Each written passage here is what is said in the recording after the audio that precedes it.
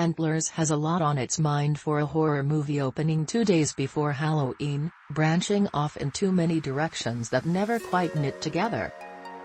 Produced by horror maestro Guillermo del Toro and directed by Scott Cooper, Hostiles, it starts out well enough but loses steam as the creepy outlines gradually come into shape.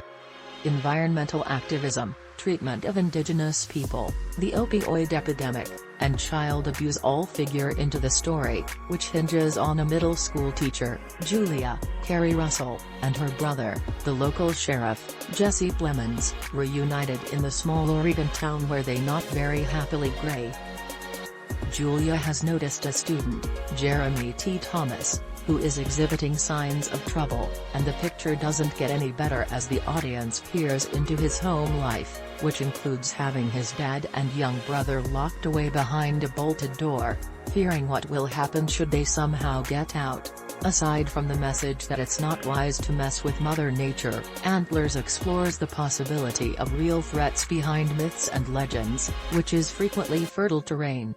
In this case, it's the notion of something dark and evil lurking in the local minds, rooted in Native American folklore. Adapted from the short story The Quiet Boy by Nick Antosca, who shares script credit with Cooper and C. Henry Chaisson, the movie has an unsettling quality in the early going that dissipates as more revelations slowly drip out.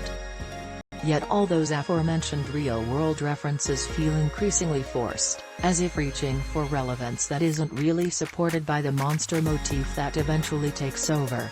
As with Del Toro's early features, a la Pan's Labyrinth, the look and design prove elaborately grotesque, but by that point what appeared to begin with more elevated ambitions has seemingly settled for monster movie cliches. The net effect isn't necessarily bad, assuming that expectations are modest, and carries something to be said for a more understated, small-scale approach to horror that doesn't confuse body count with scares.